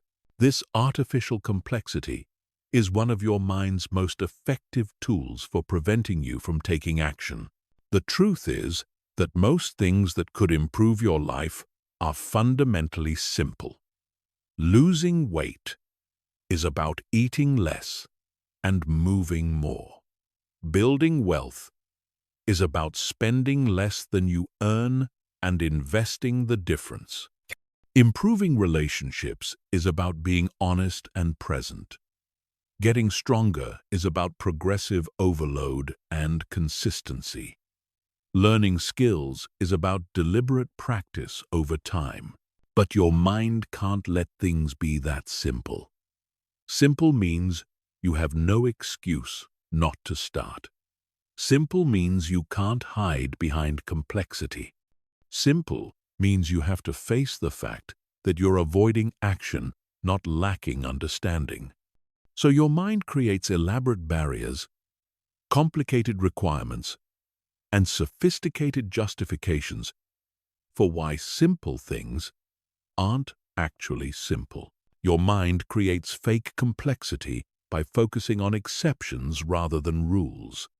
Instead of recognizing that weight loss is fundamentally about caloric balance, it focuses on metabolic disorders, genetic predispositions, hormonal imbalances, and dietary sensitivities. These factors exist, but they're exceptions that affect a small percentage of people. For most people, weight loss is still about eating less and moving more. This exception-focused thinking makes you feel like you're a special case that requires specialized solutions. Your mind convinces you that the basic principles that work for everyone else won't work for you because your situation is unique, your challenges are different, your circumstances are more complicated. Your mind also creates complexity by requiring perfect understanding before action. It makes you feel like you need to understand every mechanism, every variable, every potential complication before you can begin. It turns practical tasks into theoretical dissertations that require extensive study before implementation. But understanding and action are different skills. You don't need to understand how an engine works to drive a car. You don't need to understand nutrition science to eat healthier. You don't need to understand exercise physiology to get stronger. You need enough understanding to begin, and you can develop deeper understanding through experience. Your mind creates complexity by bundling separate actions into overwhelming packages. Instead of thinking about one workout, it thinks about designing a complete fitness program. Instead of thinking about one healthy meal, it thinks about overhauling your entire diet. Instead of thinking about one productive hour, it thinks about restructuring your entire schedule. This bundling makes simple actions feel like massive undertakings. Your mind won't let you just do one push-up. It insists that you need a complete workout plan. It won't let you just eat one healthy meal. It demands a comprehensive nutrition strategy. It turns single actions into complex systems that feel too overwhelming to start. Your mind also creates fake complexity by requiring optimization before action. It makes you feel like you need to find the best possible approach before you can begin any approach. It won't let you start with good enough. It demands that you research the optimal method, the perfect system, the most efficient process. But optimization is the enemy of action. The best approach is worthless if you never implement it. A mediocre plan that you follow is infinitely better than a perfect plan that you never start. Your mind uses the pursuit of optimization to prevent you from making any progress at all. Your mind creates complexity by making you consider every possible variable simultaneously. Instead of focusing on the one or two factors that have the biggest impact, it makes you worry about dozens of minor details. Instead of concentrating on the core principles that drive results, it distracts you with peripheral considerations that barely matter. This overwhelming complexity makes you feel like you need to control everything perfectly before you can control anything at all. But most variables are either outside your control or have minimal impact on your results. The key is identifying the few factors that matter most and focusing your energy there. Your mind also uses fake complexity to justify procrastination. When something feels complicated, delaying feels reasonable. When something seems to require extensive preparation, waiting feels responsible. When something appears to need specialized knowledge, not starting feels prudent. But this complexity is often manufactured. Your mind takes simple actions and invents elaborate prerequisites. It takes basic concepts and wraps them in technical language. It takes straightforward processes and breaks them into unnecessary steps. The complexity creation process is also self-reinforcing. The more you research without acting, the more complex things seem to become. The more information you gather, the more variables you discover. The more you think about something, the more complicated it appears. Analysis without action breeds complexity without clarity. Your mind creates fake complexity because complexity feels safer than simplicity. Complex problems can be endlessly studied. Simple problems demand immediate action. Complex challenges can be postponed indefinitely. Simple challenges can be tackled today. But complexity without action is just sophisticated procrastination. Understanding every nuance of a problem doesn't solve the problem. Knowing every possible approach doesn't require you to choose an approach. Researching every variable doesn't force you to control the variables that matter. The antidote to fake complexity is aggressive simplification. When your mind starts making something feel complicated, ask yourself what the absolute basics are. What's the simplest version of this action? What's the most straightforward approach? What would this look like if you couldn't overthink it? Most complex problems have simple starting points. You don't need to solve everything at once. You don't need to optimize everything immediately. You don't need to understand everything perfectly. You just need to identify the next simple action and take it. Your mind will resist simplification because simplicity removes excuses for inaction. Simple things can be done today. Simple actions can be started immediately. Simple processes can be implemented without extensive preparation. And your mind prefers complexity because complexity provides endless reasons to wait. But simple doesn't mean easy. Simple means clear. Simple means direct.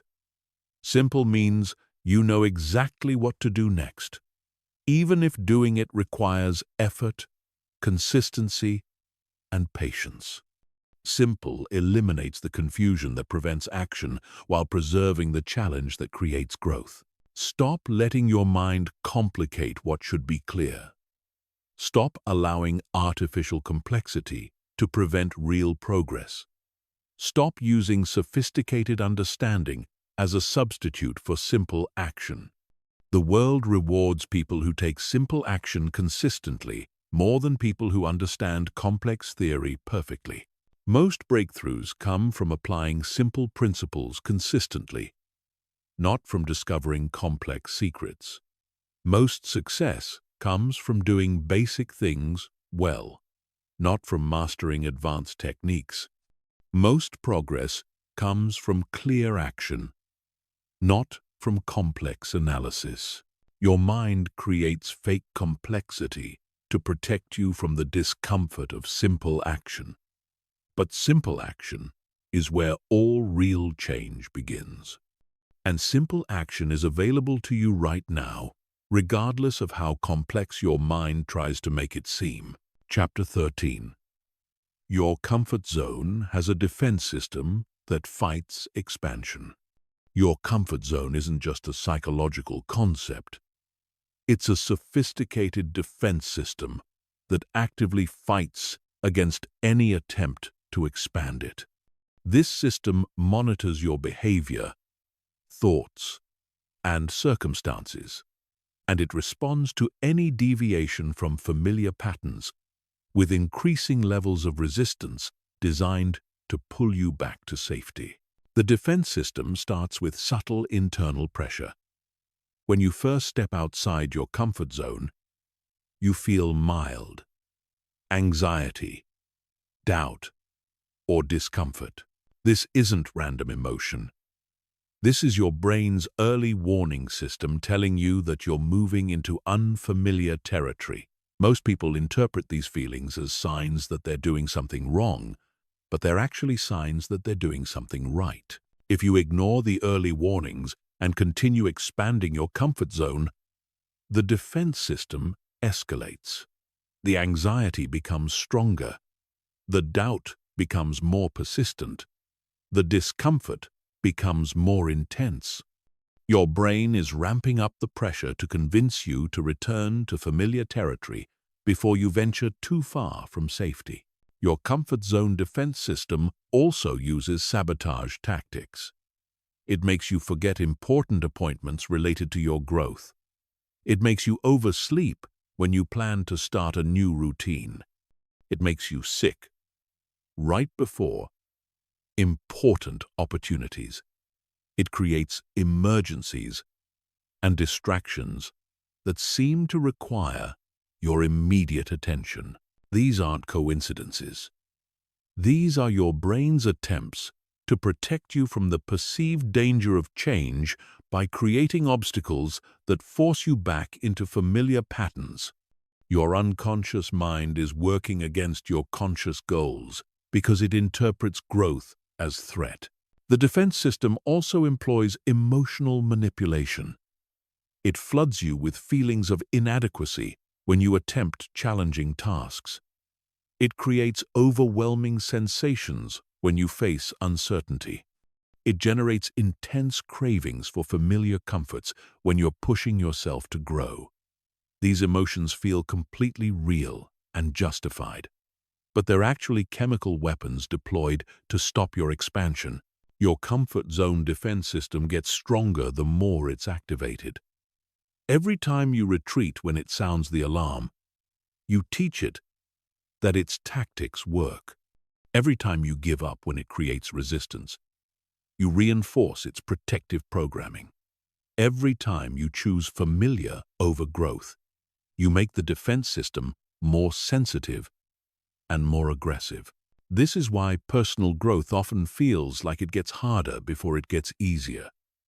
You're not just trying to build new habits or develop new skills. You're fighting against a defense system that gets more sophisticated with each attempt you make to overcome it. You're battling against your own unconscious programming that's designed to keep you exactly where you are. The defense system also uses rationalization to justify retreat. After it creates enough emotional pressure to make you stop growing, it provides logical-sounding reasons why stopping was the smart choice. You were being realistic. You were listening to your body. You were being responsible. You were avoiding unnecessary stress. These rationalizations feel true because your defense system has flooded your brain with stress hormones that make expansion feel genuinely dangerous. When you're experiencing the chemical reality of threat, logical arguments for retreat feel completely reasonable. Your brain creates the emotional state that makes its own arguments convincing. Your comfort zone defense system also monitors your thoughts, not just your actions. When you start thinking about making significant changes, even before you take any action, the system begins generating doubt, fear, and resistance. It attacks your plans before you implement them. It undermines your confidence before you test it. This is why you can feel anxious about goals you haven't even started pursuing yet.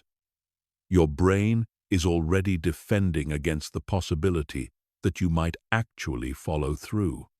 It's trying to kill your expansion plans in the thinking stage so it doesn't have to fight them in the action stage. The defense system uses past failures as ammunition against future attempts. It reminds you of every time you tried to change and didn't sustain it. It points to previous setbacks as evidence that this attempt will also fail. It uses your history as proof that expansion is futile and retreat is wise. But past failures don't predict future outcomes. Past setbacks don't determine future capabilities. Past struggles don't define future potential. Your defense system uses selective memory to make previous difficulties seem more significant than they actually were, while ignoring evidence of your ability to overcome challenges. Your comfort zone defense system also creates false urgencies that pull you back to familiar territory. It makes old problems suddenly seem critical. It makes comfortable activities suddenly seem essential. It makes familiar relationships suddenly seem needy.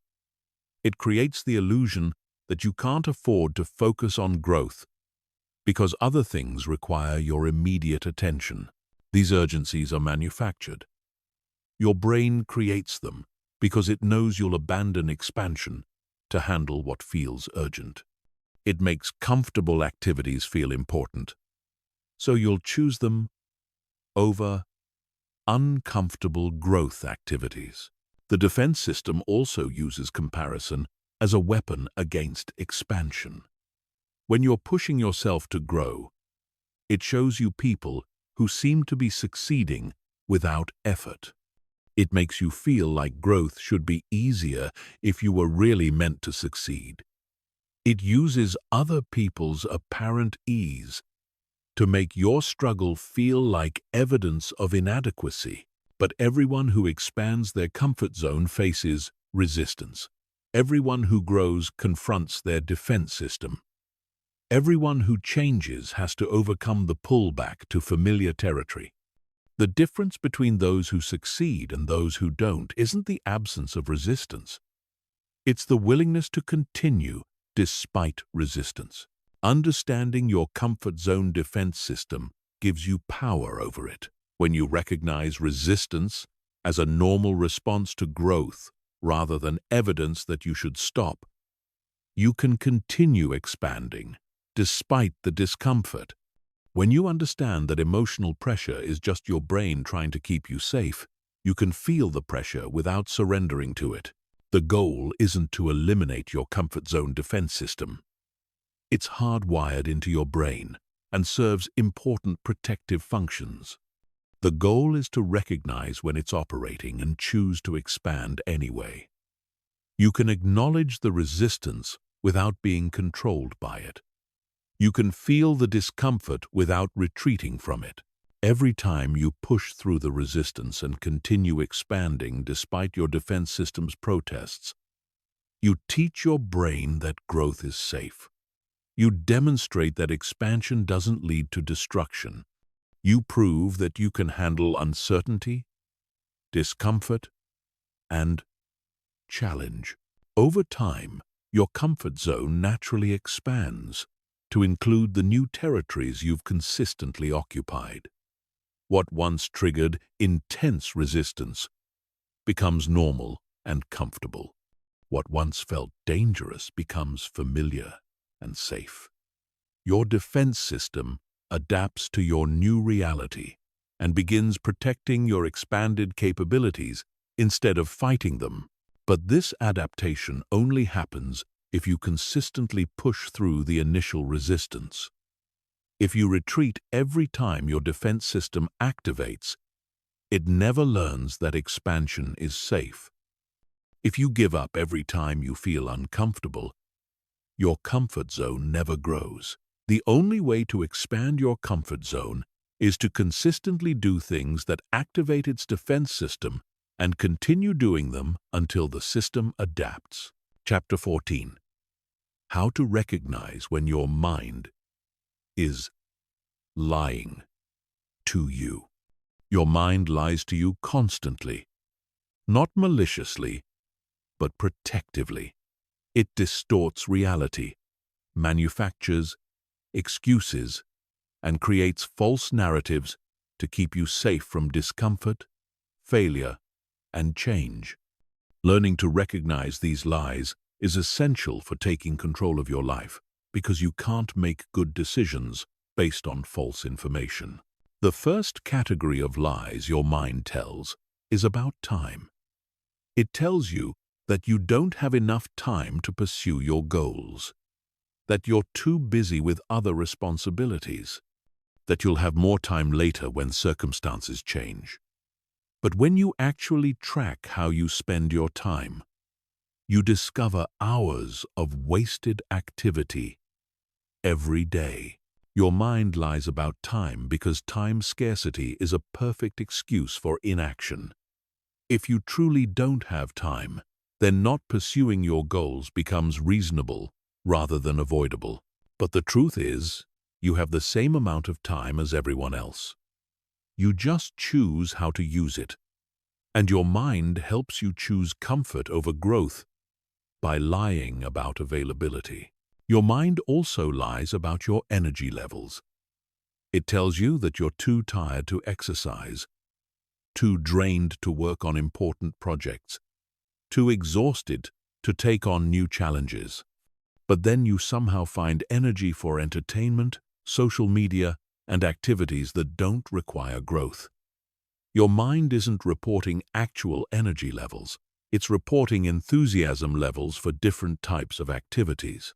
You have energy for what excites you and limited energy for what challenges you.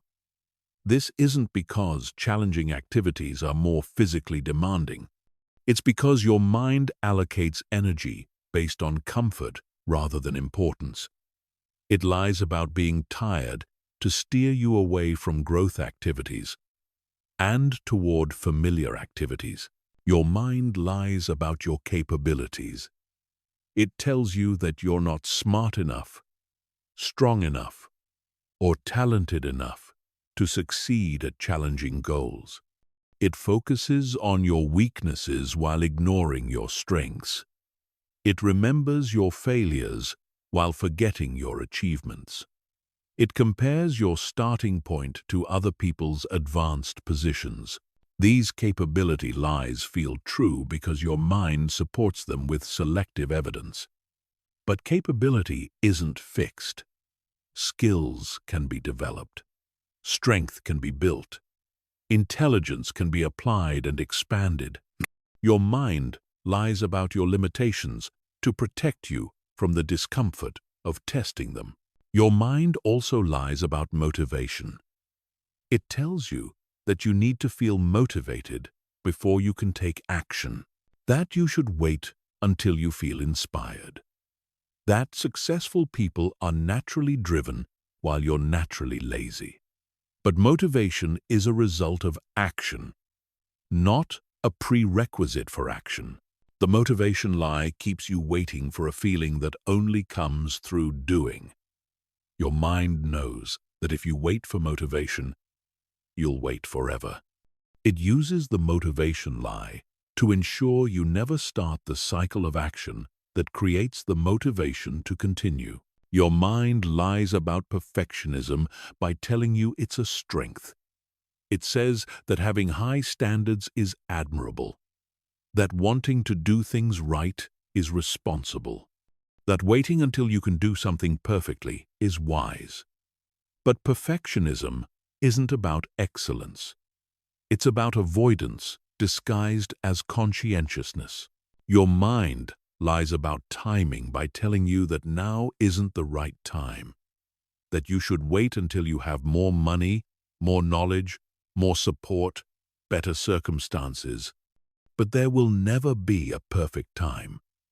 There will always be obstacles, limitations, and uncertainties. Your mind uses timing lies to justify permanent postponement. Your mind lies about other people's opinions. It tells you that everyone is watching and judging your efforts, that people will think you're foolish for trying. That criticism from others is devastating and should be avoided. But most people are too busy with their own lives to closely monitor yours. The opinion lies make you live for imaginary approval from people who aren't paying attention. Your mind creates elaborate scenarios about judgment that mostly exists in your own head. It makes you choose safety over authenticity to avoid criticism that probably won't come from people whose opinions probably don't matter. Your mind also lies about failure. It tells you that failure is devastating, permanent, and reflects your fundamental inadequacy. That making mistakes reveals your limitations. That setbacks prove you should quit. But failure is information, not identity. Mistakes are learning opportunities, not character flaws. The failure lies make you avoid risk instead of managing it. Your mind treats all failure as equally devastating when most failure is temporary and recoverable. It makes you fear consequences that are usually far less severe than imagined.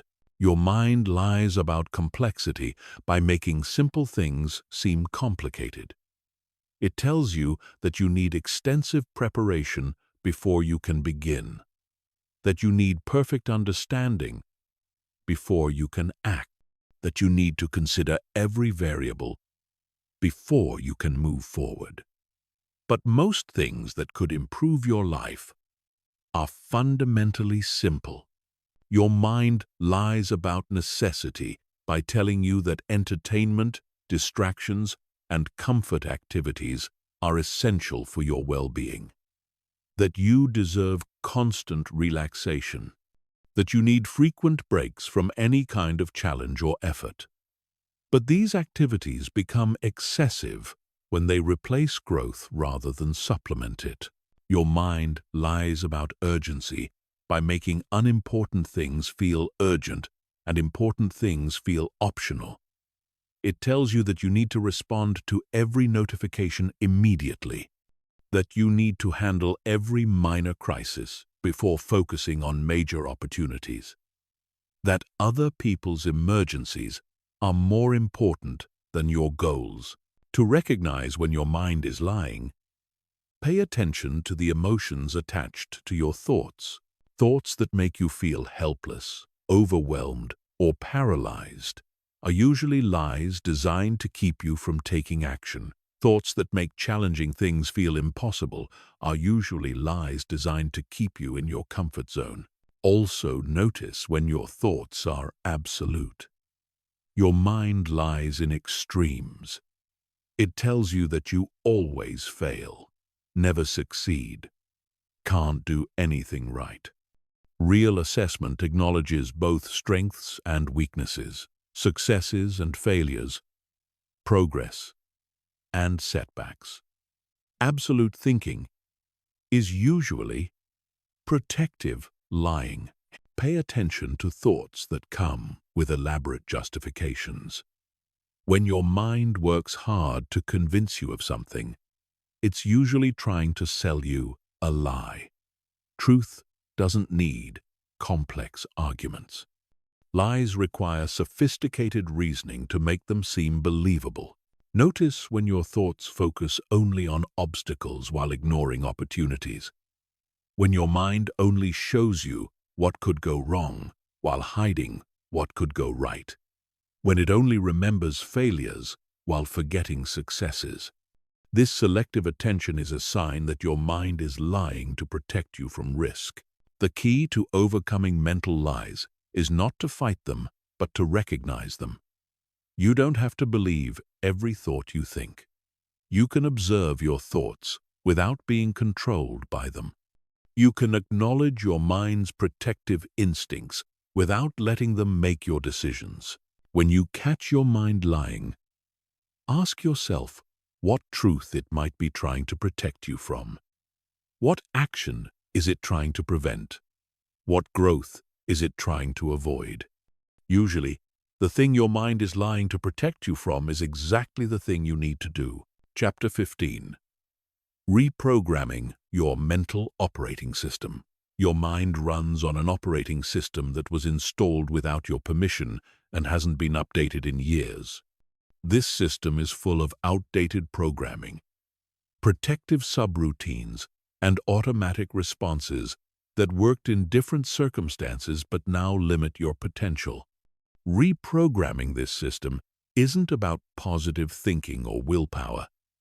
It's about systematically replacing old code with new code through consistent practice. The first step in reprogramming is recognizing that your current mental operating system is not you. It's just software running in the background. You are not your automatic thoughts, your emotional reactions, or your behavioral patterns. You are the awareness that can observe these systems and choose whether to follow their instructions. This recognition is crucial because it creates space between you and your mental programming. When you realize that anxious thoughts are just old security software running unnecessarily, you can choose not to take those thoughts seriously. When you understand that procrastination is just outdated protection code, you can override it with better programming. Reprogramming starts with interrupting automatic patterns. Your mind operates largely on autopilot, running the same thought patterns, emotional reactions, and behavioral responses it's always run. To install new programming, you have to catch these automatic patterns when they start and consciously choose different responses. This interruption process requires constant vigilance in the beginning.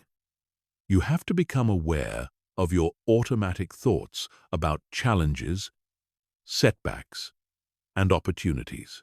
You have to notice your automatic emotional reactions to discomfort, uncertainty, and criticism. You have to catch your automatic behavioral responses to stress, boredom, and fear. Every time you catch an automatic pattern and choose a different response, you're writing new code. Every time you feel fear about taking action and take action anyway, you're programming courage.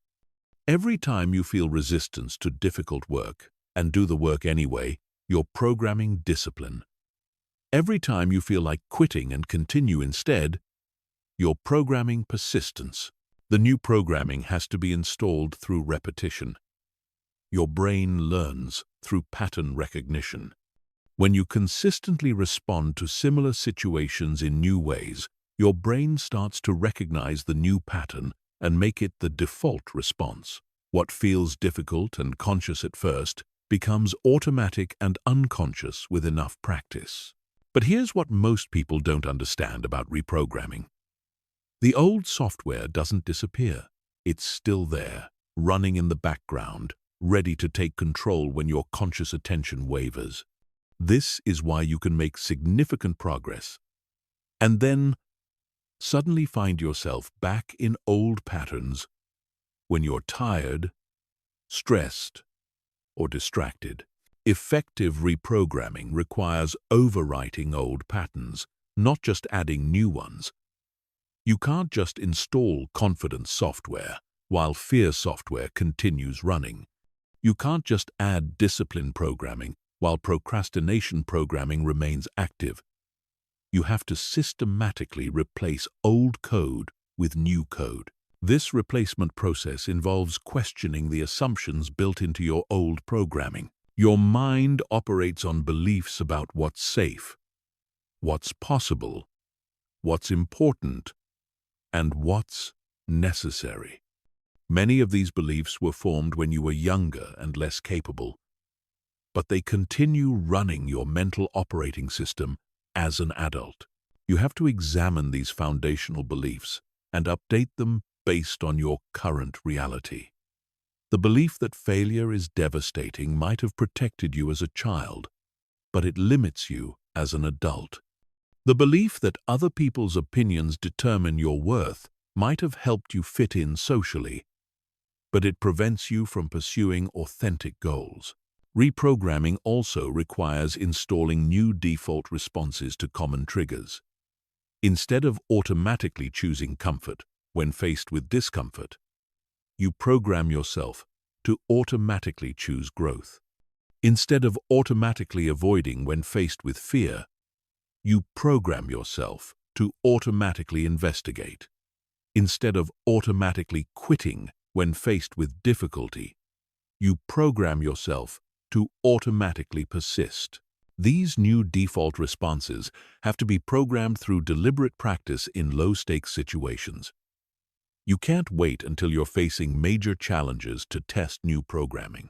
You have to practice the new responses in daily situations so they become automatic when bigger opportunities arise. Successful reprogramming also requires updating your identity programming. Your mind has code that defines who you are, what you're capable of, and what you do in different situations. If your identity programming says you're not a disciplined person, your mind will sabotage attempts at discipline to maintain consistency with your self-image. Identity reprogramming happens through action, not affirmation. You don't become disciplined by repeating that you're disciplined. You become disciplined by consistently choosing disciplined actions until discipline becomes part of your automatic identity programming. You don't think your way into a new identity. You act your way into it. The reprogramming process also requires installing better decision-making algorithms. Your current programming might prioritize short-term comfort over long-term benefit, or immediate gratification over delayed satisfaction. You need to install programming that automatically weighs long-term consequences, considers opportunity costs, and chooses based on values rather than feelings. Better decision-making programming comes from consistently asking better questions. Instead of asking, "How do I feel about this?" you ask, "What would the person I want to become do in this situation?" Instead of asking, "What's the easiest option?" you ask, "What's the best option for my long-term goals?" Instead of asking, "What if I fail?" you ask, "What if I succeed?" Reprogramming your mental operating system also means installing better error handling protocols. Your current programming might interpret setbacks as reasons to quit, mistakes as evidence of inadequacy, and criticism as a tax on your worth. You need programming that interprets setbacks as learning opportunities, mistakes as valuable feedback, and criticism as useful information. The new error handling protocols help you recover faster from inevitable failures and setbacks.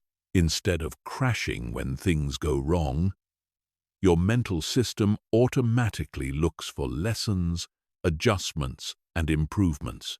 Instead of interpreting difficulties as signs to stop, your system interprets them as signs to adapt. Effective reprogramming requires patience with the installation process. New mental programming doesn't install overnight. It takes consistent practice over time for new patterns to become automatic. You have to be willing to consciously choose new responses repeatedly before they become unconscious defaults. But here's what makes the effort worthwhile. Once new programming is fully installed, it runs automatically. You don't have to think about being disciplined. You don't have to force yourself to take action. You don't have to fight against old patterns. The new programming handles these decisions for you.